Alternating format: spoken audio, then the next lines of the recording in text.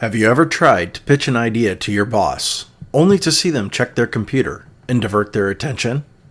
Or has one of your employees come to you, and even though you want to focus on what they're saying, you have 100 things on your mind and can't seem to focus? Hello, and welcome to the Omni-Leadership Podcast, where we empower leaders without limits. I'm your host, Kevin Adamson.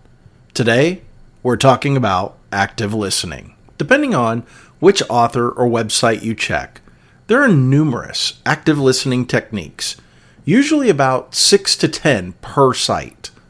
But you don't need to remember all of those, or any of them really, if you start by caring about the person you're talking to. I want you to think about the person you care about most. What is communication like with that person? Normally, there's a back and forth. They speak, you respond. You speak, and they respond. Why?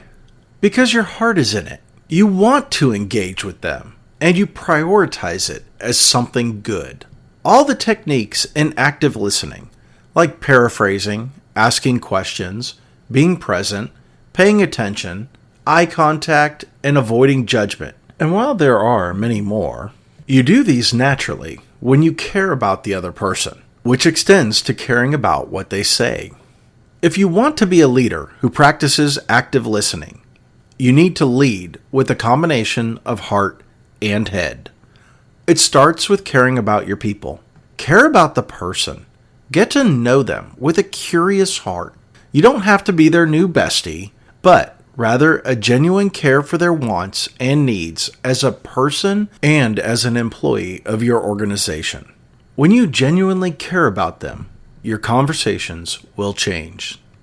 Question: what can a shepherd teach you about active listening? As a leader, we can look at the example of a shepherd to develop caring leadership.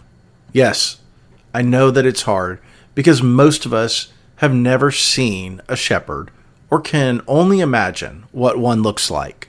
When a shepherd takes on a flock, the flock does not immediately know the shepherd or follow them. But by spending time with, feeding, protecting, and listening to the flock and watching over them, the shepherd gets to know the sheep. Yes, as individuals and as a whole. The shepherd takes care of their needs, and the sheep come to know the shepherd. It starts with the alpha of the group coming to know the shepherd, and then the others follow. As a new leader on a team or organization, it's easy to let pride set in and think we are the answer to the team's problems. After all, why else would we be in that role? That kind of mindset does not contribute to getting to know people, value their ideas, and create a safe communication environment. It does not contribute to the sheep hearing your voice and knowing you so they can follow you. I was once told a new leader should watch for 30 days, ask questions with a curious heart for clarity for 30 days, and only then are they ready to offer suggestions. Now, every situation is different, so you will need to base your timeline on your situation. But in general, that's a good model for taking on a new leadership role. People at their core are generally similar. They want to be accepted and heard. When you genuinely care about those you're in charge of, like the shepherd, then you want to dedicate your time and attention to actively hearing what they say. So why is active listening important? First, it demonstrates that you care about the other person and what they have to say because they are important to you. Next, it allows you to comprehend what they are communicating even beyond what is spoken. Third, the other person will feel valued. Have you ever had a conversation where the other person picked up their phone in the middle of it? I have. It doesn't feel very good. I've been that person too. I was wrong. If you're that person who picks up your phone in the middle of a conversation, do better next time. Remember this: multitasking when trying to actively listen does not demonstrate value to others.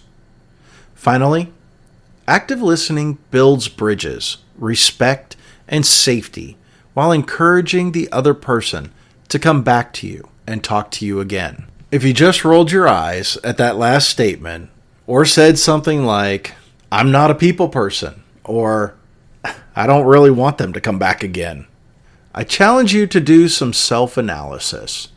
You can be a great leader, but leadership is about people and the effect you have on them.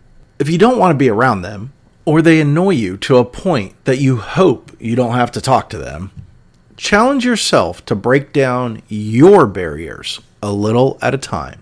Reach out in small things and practice active listening until you can build up to the bigger things. You got this.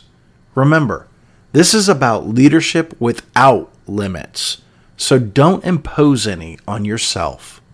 If you or someone you know struggles to be an active listener, share this podcast with them. And don't forget to like and subscribe to this podcast so you don't miss the next building block of purposeful leadership without limits.